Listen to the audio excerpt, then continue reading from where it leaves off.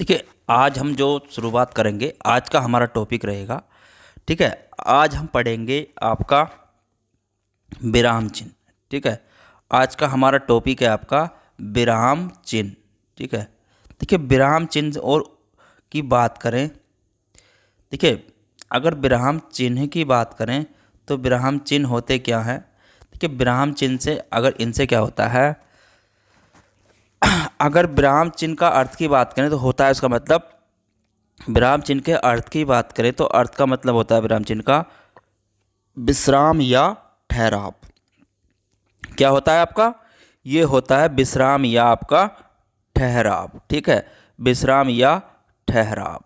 ठीक है, अगर विश्राम या ठहराव की बात करें, देखिए अगर विश्राम या ठहराव की बात करी जाए, देखिए विश्राम या ठहराव में क्या होता है, भाषा द्वारा जब हम अपने भावों को प्रकट करते हैं, मतलब भाषा द्वारा क्या करते हैं, जब हम अपने भावों को क्या करते हैं, प्रकट करते हैं।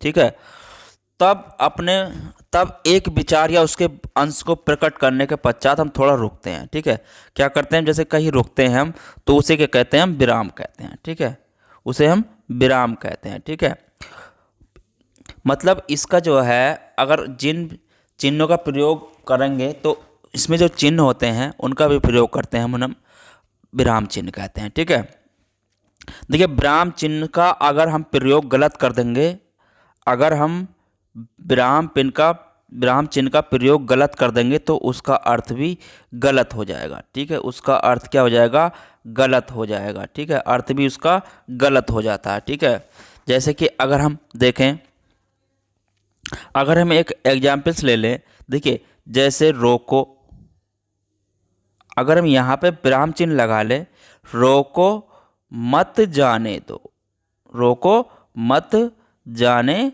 दो। ठीक है, तो इसका अर्थ क्या हो गया, देखिए यहाँ पर हमने विराम चिन्ह लगा दिया।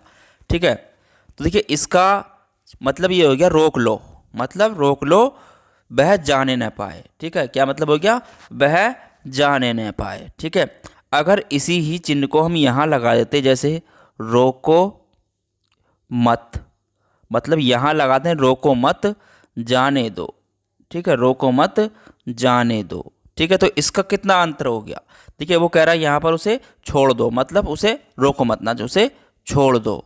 ठीक है, उसे छोड़ दो, ओ मत रोको जाने दो। ठीक है, मत रोको जाने दो। ठीक है, तो कितना अंतर हो जाता है जरा से उससे ही। ठीक है, तो यहाँ पर इस चिन्ह से ही बहुत अंतर आ जाता है। ठीक है, अल्प विराम से ही क्या होता है आपका, अगर अल्प विराम लगा दें तो वहाँ पर भी क्या हो जाता है, बहुत अंतर आ जाता है हमारे वाक्य में। ठीक है, तो आज हम उन्हीं चिन्हों को, ठीक है, अब इन चिन्हों को क्या करेंगे, हम कितने भागों में बांटा जाता है उनके आगे हम आपको पूरा बताने वाले हैं। ठीक है, जो विराम चिन्ह होते हैं अब उनको हम बताएंगे आगे। ठीक है, चलिए शुरुआत करते हैं।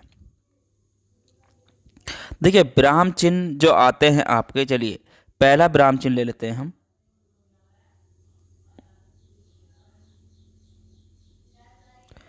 देखिए जैसे विराम चिन्ह, पहला अगर बात करें विराम चिन्ह, ठीक है, विराम चिन्ह, अब विराम चिन्ह में पहला क्या आता है हमारा, आता है पूर्ण विराम।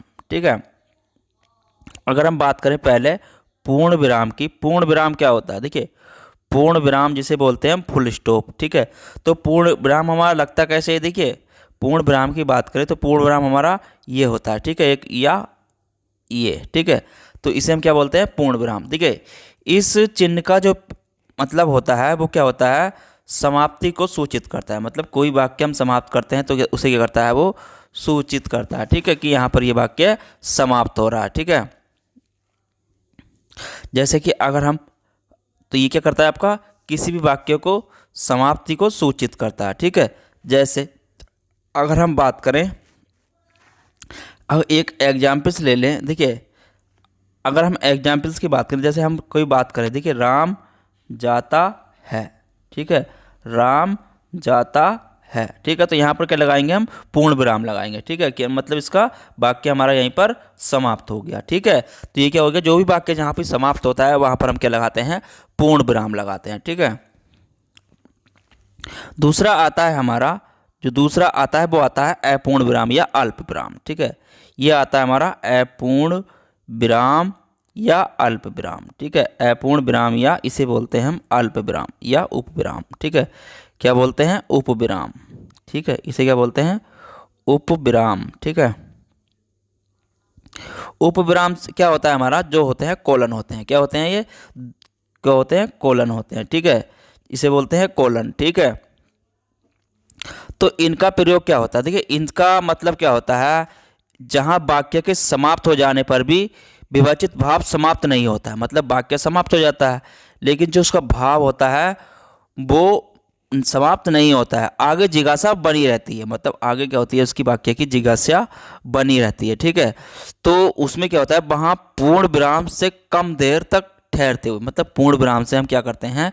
कम देर तक ठहरते हैं। ठीक है, और उसे पूरा करने के लिए, आगे जो वक्ता वाक्य कह रहा है उसे पूरा करने के लिए वहां पर अपूर्ण विराम या, ठीक है, या उपविराम का प्रयोग करते हैं। ठीक है, जैसे अगर बात करें हम, देखिए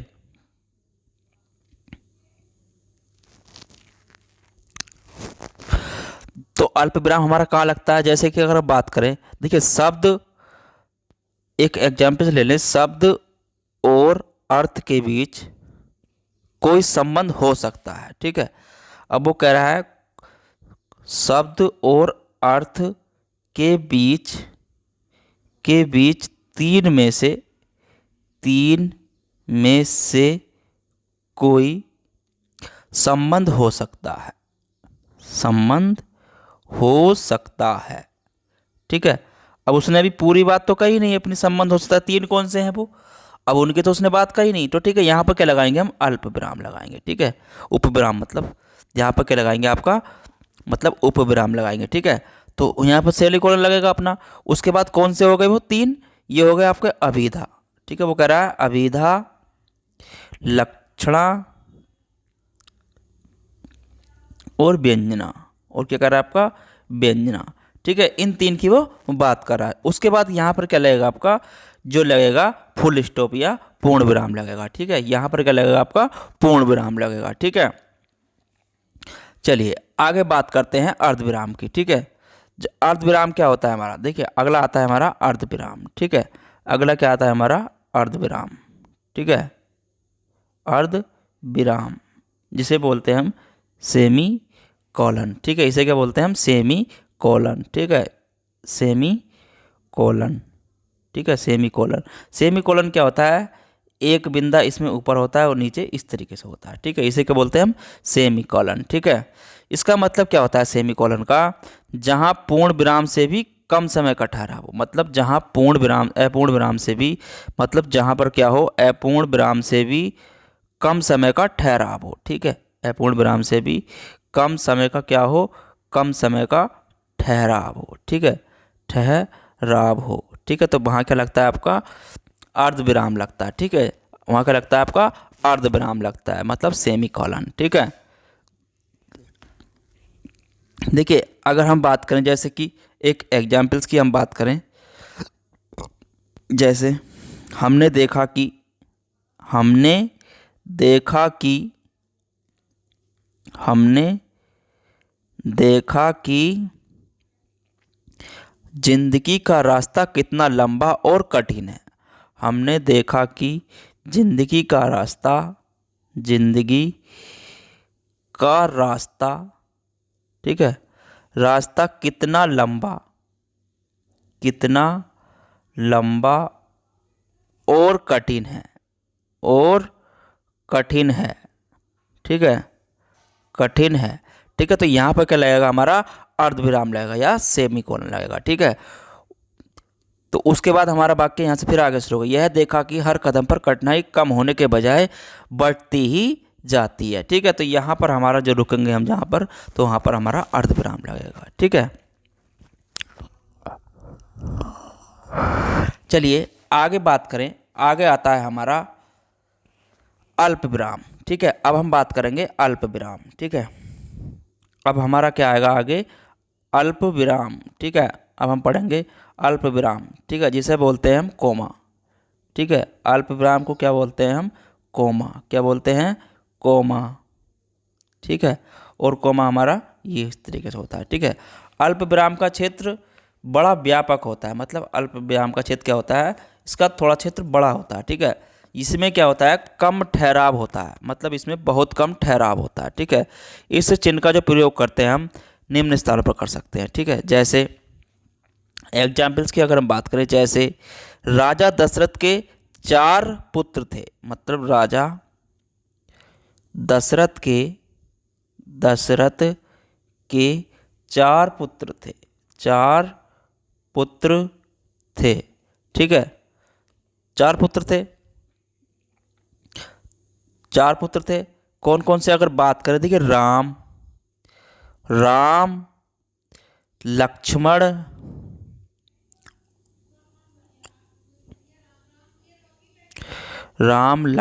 भरत और शत्रुघ्न। ठीक है, और शत्रुघ्न। ठीक है, शत्रुघ्न। ठीक है, तो यहाँ पर हमारा पूर्ण विराम लग जाएगा। ठीक है, लेकिन यहाँ पर हमारा क्या लगा है, अल्प विराम लगा है, जैसे राम के बाद, लक्ष्मण के बाद, भरत के बाद, सॉरी राम के बाद और लक्ष्मण के बाद। ठीक है, तो यहाँ पर क्या लगा है, हमारा अल्प विराम लगा है। ठीक है, तो इस तरीके से जो लगता है, अगर इसमें देखिए यहाँ पर जो कह रहा है वो, अगर दूसरे उस यहाँ पर क्या कर रहा है, 2 संज्ञाओं के बीच, मतलब 2 संज्ञाओं के बीच लगता है। ठीक है, किसके बीच लगेगा, 2 संज्ञाओं के बीच अल्प विराम लगता है। ठीक है, चलिए आगे बात करते हैं। देखिए ये हो गए हमारे, अगर हम बात करें उसकी योजक, मतलब योजक चिन्ह भी आपने देखा होगा। ठीक है, अगर अब हम बात करें, ये तो हो गए हमारे विराम चिन्ह। ठीक है, अब इसमें आते हैं हमारे भाव चिन्ह। ठीक है, ये क्या है, हमारे विराम चिन्ह। ठीक है, अब हम पढ़ेंगे भाव चिन्ह। ठीक है, इसमें भाव चिन्ह कौन कौन से होते हैं, पूर्ण विराम चिन्ह तो ये हो गए। अब भाव चिन्ह की बात करें, भाव चिन्ह की बात करें तो भाव चिन्ह में आता है हमारा पहला प्रश्नवाचक। क्या आता है हमारा, पहला प्रश्नवाचक। ठीक है, क्या आता है हमारा, प्रश्नवाचक। ठीक है, प्रश्नवाचक का चिन्ह आपको पता ही होगा। ठीक है, ये होता है इस तरीके से। देखिए प्रश्नवाचक चिन्ह का यूज वहाँ होता है जहाँ पर प्रश्न का बोध कराने के अंत में, मतलब कोई प्रश्न पूछ रहा है और उसका जो बोध कराते हैं हम, तो उसके लास्ट में क्या लगाते हैं हम, प्रश्नवाचक चिन्ह लगाते हैं। ठीक है, जैसे कहीं पर क्या आ जाए, कौन, क्या, कब, कहाँ, कैसे। ठीक है, क्यों, किस लिए। ठीक है, किस लिए, तो इनके बाद अगर पूछता है तो इनके बाद हम प्रश्नवाचक चिन्ह का प्रयोग करते हैं। ठीक है, अगर वाक्य में पूछता है इनमें से कुछ भी तो उनके बाद में हम प्रश्नवाचक चिन्ह का प्रयोग करते हैं। जैसे अगर हम बात करें, देखिए वह क्या खाता है। देखिए वह क्या खाता है। ठीक है, वह क्या खाता है। ठीक है, तो यहाँ पर क्या आ गया आपका, क्या खाता है। अगर इसकी बात करें तो यहाँ पर क्या लगेगा, लास्ट में प्रश्न चिन्ह लगेगा। ठीक है, ऐसे ही अगला एग्जाम्पल्स की बात करें, वह कौन है, वह कौन है। ठीक है, तो वह कौन है। ठीक है, यहाँ भी कौन आ गया आपका, तो यहाँ भी आपका प्रश्नवाचक चिन्ह लगेगा। ठीक है, आगे अगर कोई एग्जाम्पल्स की बात करें, देखिए जैसे कि दादाजी, दादाजी कब आएंगे। ठीक है, यहाँ पर कब आ गया आपका। ठीक है, यहाँ पर क्या आया था शुरू में। ठीक है, यहाँ पर कब आ गया, कब आएंगे। ठीक है, तो यहाँ भी हमारा प्रश्नवाचक चिन्ह आएगा। ठीक है, यहाँ भी क्या आएगा, हमारा प्रश्नवाचक चिन्ह आएगा। ठीक है, देखिए अगर इसमें बात करें प्रश्न का भाव व्यंजित नहीं होता है तो उसमें प्रश्नवाचक चिन्ह नहीं आएगा। ठीक है, अगर कहीं पर प्रश्न का भाव क्यों है उत्पन्न नहीं हो रहा है तो वहाँ पर प्रश्नवाचक चिन्ह नहीं आएगा। ठीक है, जैसे कि अगर हम बात करें, देखिए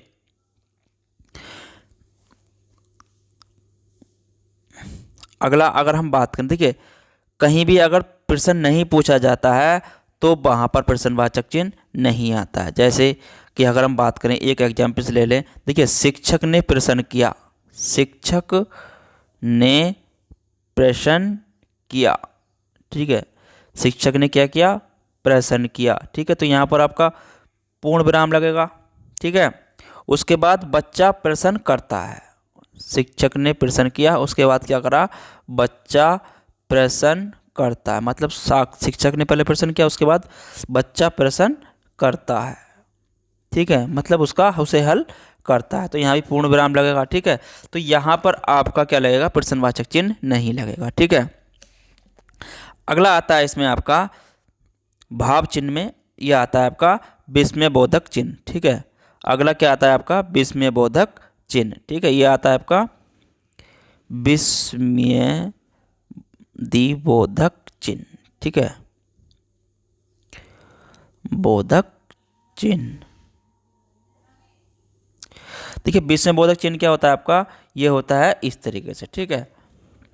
ये आपका क्या होता है, विस्मयबोधक चिन्ह होता है, ठीक है। विस्मयबोधक चिन्ह कहाँ लगता है आपका, ये लगता है आपका जो लगता है जैसे कहीं विस्मय, मतलब विस्मय, ठीक है। कहाँ पर, विस्मय, ठीक है। हर्ष में, काय में, खुशी में, ठीक है। हर्ष में, शोक में, ठीक है। घृणा में, कहाँ पर, घृणा में भी इसका यूज करेंगे, ठीक है।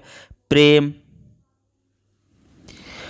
आदि के भावों को प्रकट करने के लिए, काय का भावों को, इनके भावों को प्रकट करने के लिए हम विस्मयबोधक चिन्ह का प्रयोग करते हैं, ठीक है। जैसे कि अगर हम एक एग्जाम्पल से ले लें, देखिए शाबाश इसी तरह सफल होते रहो, मतलब यहाँ क्या कह रहा है वो, उसे क्या कह रहा है यहाँ पर, शाबाश मतलब उसे आगे बढ़ने के लिए, मतलब शाबाश, ठीक है। तो यहाँ पर क्या लगेगा हमारा, विस्मयबोधक चिन्ह लगेगा, शाबाश इसी तरह सफल होते रहो, ठीक है। शाबाश इसी तरह सफल होते रहो, ठीक है, सफल होते रहो, ठीक है। तो यहाँ पे क्या लगा हमारा, ये लगा हमारा विस्मयबोधक चिन्ह, ठीक है। जैसे अगला एग्जाम्पल्स की बात करें, देखिए मतलब कितना कठिन समय है, मतलब यहाँ पर क्या कर रहा है वो, हर्ष मतलब शोक की बात कर रहा है, कितना कठिन समय है, ठीक है। के बाद क्या लगेगा हमारा, विस्मयबोधक चिन्ह लगेगा, ठीक है। कितना कठिन समय है, ठीक है, कितना कठिन समय है, ठीक है। तो यहाँ पर इस तरीके के जो आते हैं, तो विस्मयबोधक चिन्ह का इस तरीके से हम उनका प्रयोग करते हैं, ठीक है। अगला आता है हमारा निर्देशक चिन्ह, ठीक है, निर्देशक चिन्ह, ठीक है।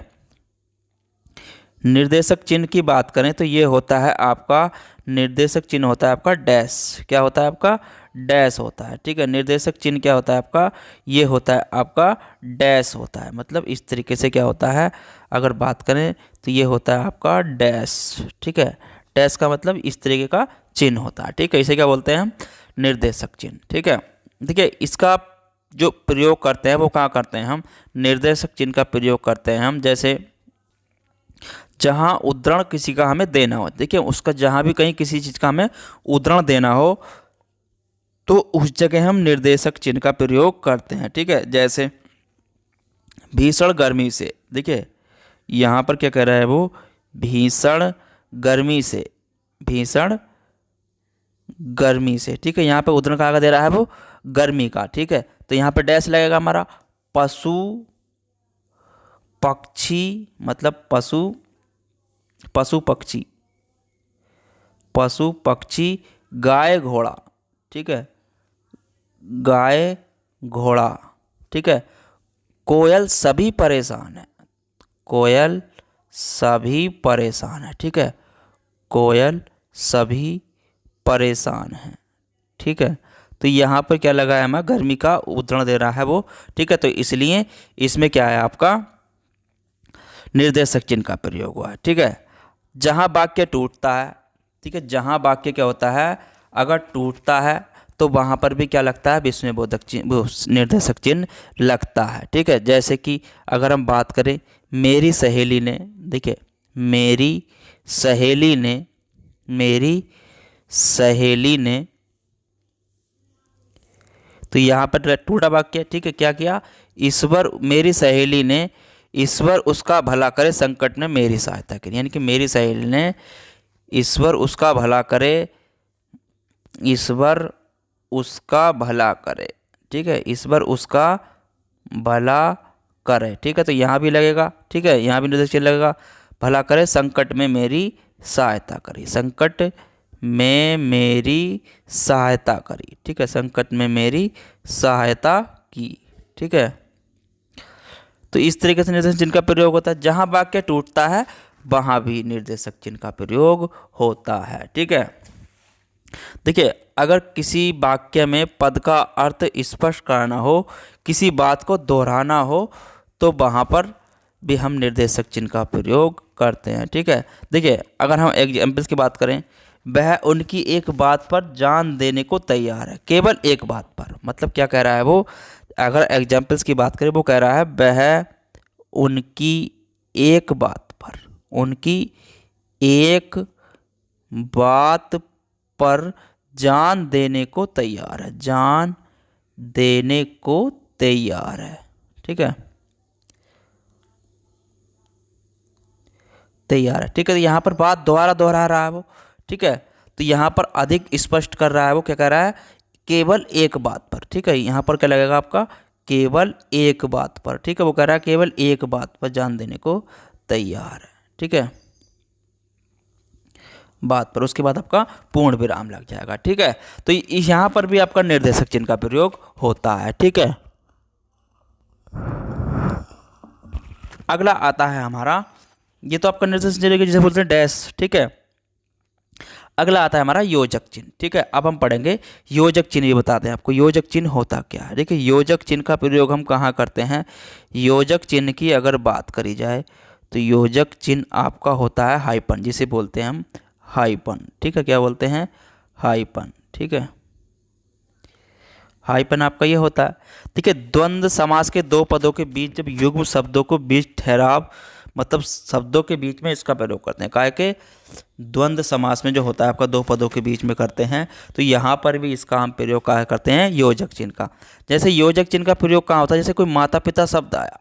ठीक है, जैसे माता पिता कोई शब्द आया। ठीक है, देखिए इसमें क्या होता है, दो पदों के बीच किसी परसर कारक चिन्ह की उपस्थिति लोगों में, देखिए तो वहाँ पर क्या करते हैं, योजक चिन्ह का प्रयोग करते हैं। ठीक है, कारक चिन्ह का प्रयोग, मतलब कारक चिन्ह का प्रयोग, जैसे कि अगर बात करें, देखिए माता और पिता के बीच में क्या लगेगा हमारा, योजक चिन्ह लगेगा। ठीक है, जहाँ भी इस तरीके के शब्द आते हैं, जैसे माता पिता, इधर उधर, इधर उधर। ठीक है, यहाँ भी योजक चिन्ह लगेगा, इधर उधर।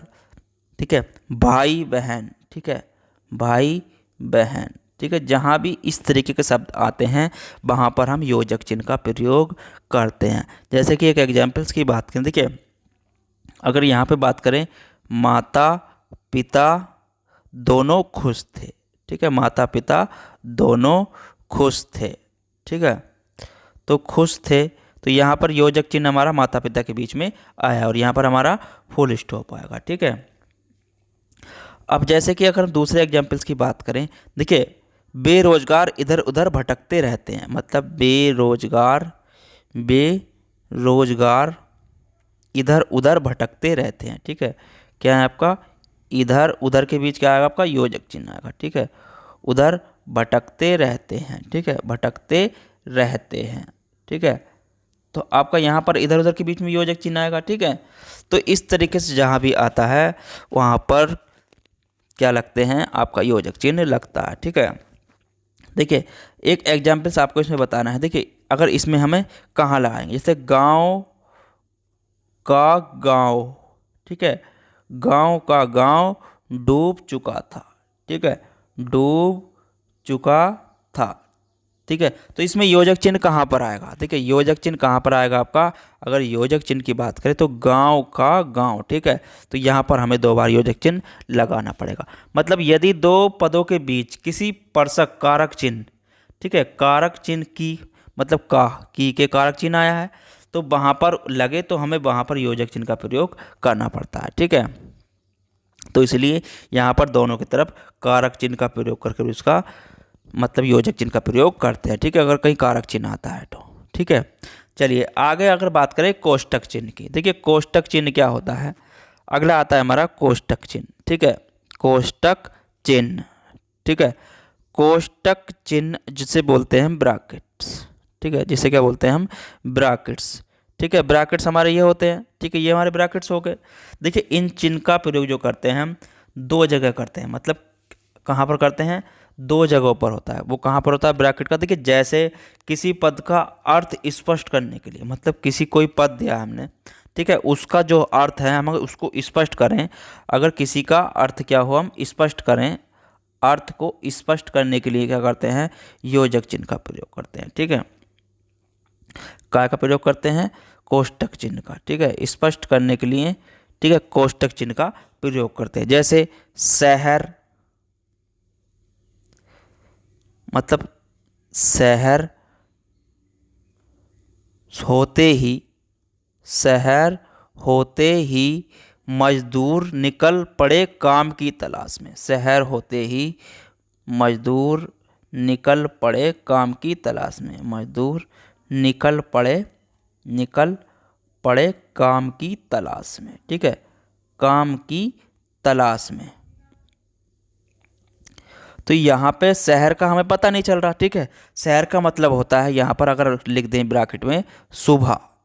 ठीक है, तो यहाँ पर शहर का अर्थ निकालने के लिए हम उसको कोष्टक में ब्रैकेट में रखते हैं। ठीक है, तो यहाँ पर अर्थ निकालने के लिए जो होता है, स्पष्ट अर्थ निकालने के लिए कोष्टक चिन्ह का प्रयोग करते हैं। ठीक है, देखिए अगर कहीं पर अगर हम बात करें वक्ता के मनोभाव को स्पष्ट करने के लिए, यहाँ तो हो गया अर्थ स्पष्ट करने के लिए, वक्ता के भाव को मतलब अर्थ स्पष्ट कर। दूसरा अगर बात करें वक्ता के मनोभाव को स्पष्ट करने के लिए भी क्या होता है, ब्रैकेट चिन्ह का प्रयोग होता है। ठीक है, कोष्टक चिन्ह का प्रयोग, मनोभाव को स्पष्ट करने के लिए भी आपका कोष्टक चिन्ह का प्रयोग होता है। ठीक है, जैसे कि अगर हम बात करें, देखिए जैसे भगत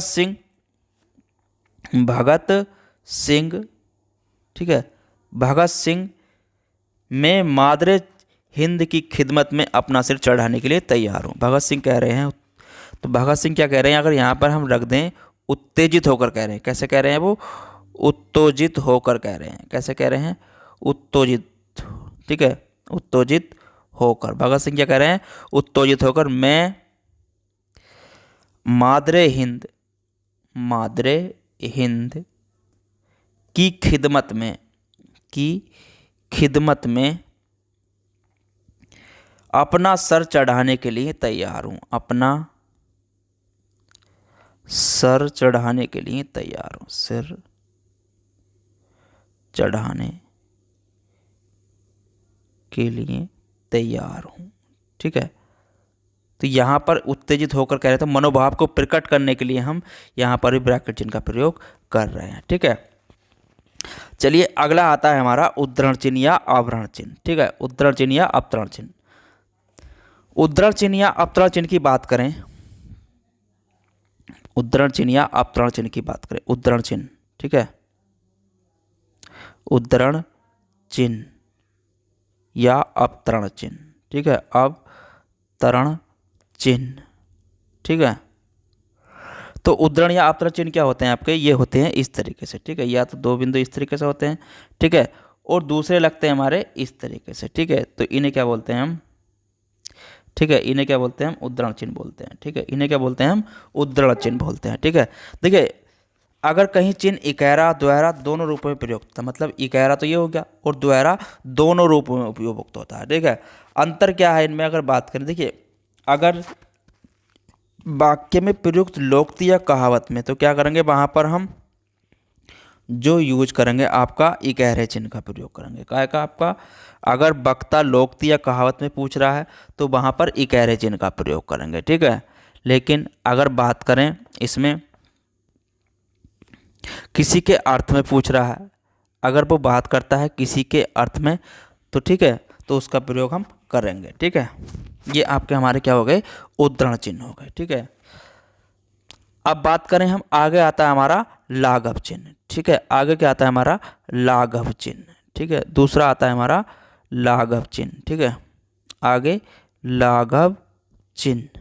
ठीक है, अब लाघव चिन्ह क्या होता है हमारा, ये होता है इस तरीके से जीरो की तरह। ठीक है, क्या होता है, ये लाघव चिन्ह होता है। इसका प्रयोग क्या होता है, किसी प्रचलित बड़े शब्द को छोटे रूप में, मतलब किसी शब्द को लिखकर उसके पीछे लगा देंगे तो ये क्या हो जाएगा, हमारा लाघव चिन्ह हो जाएगा।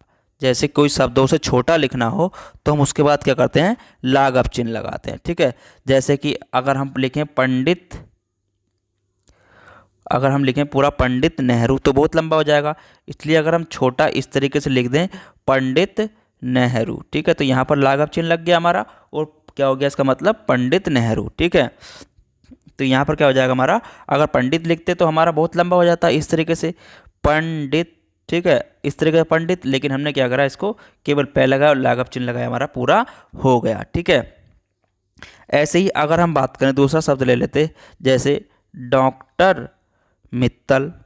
ठीक है, डॉक्टर मित्तल। देखिए डॉक्टर को अगर हम लिखेंगे उसके बाद लाघव चिन्ह नहीं लगाते तो हमें बहुत लंबा लिखना पड़ता। कितना लंबा लिखना पड़ता, देखिए डॉक्टर। ठीक है, तो इतना लंबा लिखते। ठीक है, तो उसको पूरा करने के लिए हम क्या लगाते हैं, लाघव चिन्ह का प्रयोग कर देते हैं। ठीक है, तो किसी भी चीज़ को हम छोटा करने के लिए लाघव चिन्ह का प्रयोग करते हैं। ठीक है, चलिए अगला आता है हमारा विवरण चिन्ह। ठीक है, अगला क्या आता है हमारा, ये आता है आपका विवरण चिन्ह।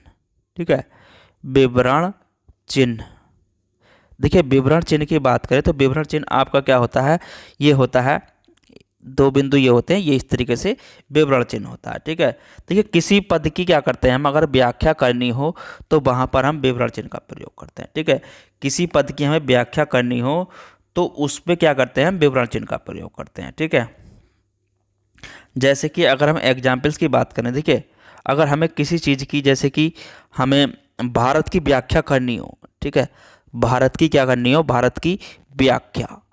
ठीक है, भारत की व्याख्या, तो यहाँ पर विवरण चिन्ह लगाएंगे, उसके बाद लिखेंगे भारत में क्या होता है, भारत का राजधानी क्या है, भारत का देश में कौन सी फसल होती है, कितनी जनसंख्या रहती है। ठीक है, उसके बाद में उसका विवरण देंगे। ठीक है, तो ये क्या होता है, हमारा विवरण चिन्ह होता है। ठीक है, जैसे कि अगर हम किसी प्रिंसिपल को क्या लिखते हैं, प्रार्थना पत्र लिखते हैं। ठीक है, तो इसमें भी क्या करते हैं हम, जैसे हम लिखने लगे एग्जाम्पल, जैसे देखिए अगर प्रधानाचार्य को हम एप्लीकेशन लिखें तो उसमें जो विषय होता है उसमें हम विवरण चिन्ह से, ठीक है, क्या करना है, किस के संबंध में दे रहे हैं, तो वहाँ पर भी हम विवरण चिन्ह का प्रयोग कर सकते हैं। ठीक है, जैसे कि एग्जाम्पल्स की बात करूँ, सेवा में श्रीमान, सेवा में श्रीमान प्राचार्य महोदय, प्राचार्य महोदय, कोई स्कूल हो जाएगा XYZ। ठीक है, अब हमें लिखना है द्वारा, वर्ग मतलब किसके द्वारा लिखा जा रहा है, द्वारा। ठीक है, तो यहाँ पर क्या लगेंगे, विवरण चिन्ह लगा देंगे। ठीक है, किसके, वर्ग शिक्षक महोदय, मतलब कौन कह रहे हैं, वर्ग शिक्षक महोदय। ठीक है, वर्ग शिक्षक क्या हो गया आपका, महोदय, मतलब सारे शिक्षकों की बात हो रही है। ठीक है, विषय क्या है, अब द्वारा विषय भी देखेंगे तो विषय का विवरण भी हम यहाँ पर, ठीक है, इसको भी क्या लिखेंगे, विवरण चिन्ह से लिखेंगे। ठीक है, 4 दिनों की छुट्टी के लिए, वो कह रहे हैं 4 दिनों की छुट्टी के लिए। ठीक है, काय के लिए कह रहे हैं, छुट्टी हेतु। ठीक है, तो यहाँ पर विवरण चिन्ह लगा। ठीक है, तो यहाँ पर इस तरीके दर्शाने के लिए विवरण चिन्ह का प्रयोग होता है। ठीक है, किसी की व्याख्या लिखने के लिए भी विवरण चिन्ह का प्रयोग होता है। ठीक है, चलिए आगे बात करते हैं लोप चिन्ह की। देखिए लोप चिन्ह होता क्या है, अगला आता है हमारा लोप चिन्ह। ठीक है, लोप चिन्ह, अगर लोप चिन्ह की बात करी जाए तो लोप चिन्ह होता है हमारा इस तरीके से। ठीक है, इस तरीके से बिंदे बिंदे लगाते चले जाते हैं। ठीक है, तो उन्हें क्या बोलते हैं, हम लोप चिन्ह बोलते हैं। देखिए इनका प्रयोग जो करते हैं, जैसे वाक्य में छोड़े गए अंश के लिए होता है, जो कोई वाक्य में छोड़ दिया। ठीक है, कोई वाक्य लिख रहे थे उसको अगर हम छोड़ दें और आगे डेट डेट बिंदे बिंदे लगाते चले जाएं तो यहाँ पर क्या होता है, जैसे कि अगर एग्जाम्पल्स के अंश को छोड़ेंगे, देखिए अभी, अरे, एग्जाम्पल से लिया हमने, अरे अभी तुम, अरे अभी तक तुम, आगे अगर डेट डेट डैश लगा दिया तो मतलब क्या हो गया, लोप चिन्ह हो गया। ठीक है, और यहाँ पर फुल स्टॉप लगा दिया। ठीक है, तो यहाँ पर इस तरीके से जो होता है इसको हम क्या बोलते हैं, लोप चिन्ह बोलते हैं। ठीक है, जैसे कि यहाँ पर वाक्य को छोड़ने के अंश में भी होता है, गोपनीयता या अश्लील पदों को छुपाने के लिए भी होता है। दूसरा होता है गोपनीयता या अश्लील पदों को छुपाने के लिए भी होता है। ठीक है, जैसे कि अगर कोई ही लड़ाई हो जाएगा इससे, जैसे कि दरोगा ने, ठीक है, दरोगा ने उसे माँ बहन, माँ बहन में क्या आएगा आपका, योजक चिन्ह आता है। ठीक है, माँ बहन संबंधी क्या दी, संबंधी गाली देते हुए, गाली देते हुए कहा। ठीक है, गाली देते हुए कहा, क्या कहा, बहुत गंदी गंदी गालियाँ दी होंगी। ठीक है, तो उसको यहाँ पर हम छोड़ देते हैं, ठीक है, और वाक्य को पूरा कर देंगे, ठीक है। गाली देते हुए कहा, ठीक है। तो यहाँ पर क्या है, हमने अश्लीलता को छिपा दिया, ठीक है, यहाँ पर अश्लीलता को छिपा दिया, ठीक है। तो इस जगह भी हम क्या करते हैं, लोभ चिन्ह का प्रयोग करते हैं, ठीक है। तीसरा आता है रिक्त स्थानों को दिखाने के लिए भी हम इसका प्रयोग करते हैं, ठीक है। जैसे कोई रिक्त स्थान हो उसको दिखाने के लिए भी हम लोभ चिन्ह का प्रयोग करते हैं, ठीक है। जैसे कि अगर बात करें जिसका जिसका जिसका आदि होता है, जिसका आदि होता है उसका उसका यहाँ पे अगर हम बात करें, यहाँ पे हमने डेड डेड डैश छोड़ दिया, ठीक है। उसका अंत, मतलब यहाँ पर क्या आना था, अंत आना था, ठीक है। यहाँ पर अंत आना था, अंत भी निश्चित है, ठीक है, उसका अंत भी निश्चित है, ठीक है। तो इस तरीके से भी हम बीच में किसी स्थान को दिखाने के लिए, रिक्त स्थान को दिखाने के लिए उसका प्रयोग करते हैं, ठीक है। तो यहाँ पर होता है लोभ चिन्ह का प्रयोग। देखिए आप बात करें हम, त्रुटि चिन्ह आता है हमारा, अगला आता है त्रुटि चिन्ह या काकपद हस्तपद, ठीक है। अगला आता है हमारा त्रुटि चिन्ह, ठीक है। क्या बोलते हैं इसको, त्रुटि चिन्ह, ठीक है, त्रुटि चिन्ह। त्रुटि चिन्ह क्या होते हैं, देखिए त्रुटि चिन्ह वो होते हैं, इस तरीके से निशान होता है त्रुटिपन का। देखिए वाक्य में किसी पद के वाक्य के छूट जाने पर, अगर कोई वाक्य छूट गया है तो उस स्थान पर क्या करते हैं हम, इसका प्रयोग कर, इस चिन्ह का प्रयोग करते हैं, ठीक है, त्रुटि चिन्ह का प्रयोग करते हैं, ठीक है। कहाँ किया जाता है, ठीक उसी के ऊपर किया जाता है, ठीक है। जैसे कि अगर एग्जाम्पल्स की बात करूँ, वह रोज ठीक बजे, मतलब वह रोज ठीक बजे दुकान खोलता है, ठीक है, दुकान खोलता है, ठीक है।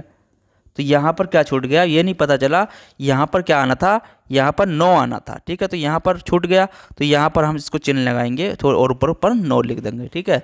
तो इस तरीके से त्रुटिपूर्ण वाक्य को पूरा करने के लिए भी वहाँ पर हम त्रुटि चिन्ह का प्रयोग करते हैं, ठीक है।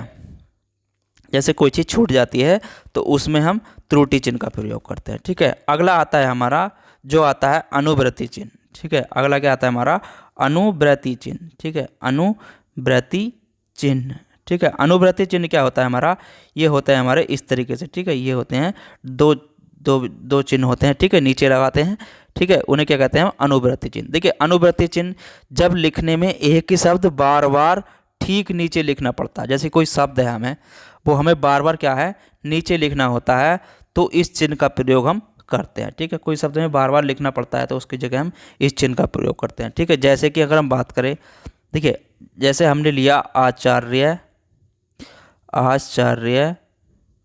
महावीर प्रसाद द्विवेदी, ठीक है, महावीर प्रसाद द्विवेदी, आचार्य महावीर प्रसाद द्विवेदी, ठीक है, द्विवेदी। अब हमें लिखना था नीचे, क्या लिखेंगे, हजारी प्रसाद द्विवेदी, ठीक है। तो हम आचार्य ना लिख के, आचार्य हजारी प्रसाद द्विवेदी पूरा ना लिख के हम क्या लगा देंगे, इसके नीचे अनुवृत्ति चिन्ह लगा देंगे, ठीक है। यहाँ पर क्या लगा देंगे हम, अनुवृत्ति चिन्ह लगा देंगे, और आगे क्या लिख देंगे, हजारी प्रसाद द्विवेदी, ठीक है, हजारी प्रसाद द्विवेदी, ठीक है, हजारी प्रसाद द्विवेदी लिख देंगे, ठीक है। तो यहाँ पर क्या हो जाएगा हमारा, जो भी अगर तीसरा कोई आता, जैसे कि लिख दे आचार्य रामचंद्र शुक्ल, ठीक है, तो आचार्य के नीचे क्या लगा देंगे हम, अनुवृत्ति चिन्ह लगा देंगे, और इसको आगे लिख देंगे रामचंद्र शुक्ल, ठीक है। जहाँ कहीं भी हमें लगातार बार बार शब्द लिखना है, उसके ठीक नीचे पड़ता है, तो उसके नीचे हम अनुवृत्ति चिन्ह लगाते चले थे, ठीक है, रामचंद्र शुक्ल, ठीक है। तो हम बार बार ना लिखकर उसके नीचे क्या लिखते हैं, अनुवृत्ति चिन्ह लगाते चले जाते हैं, ठीक है।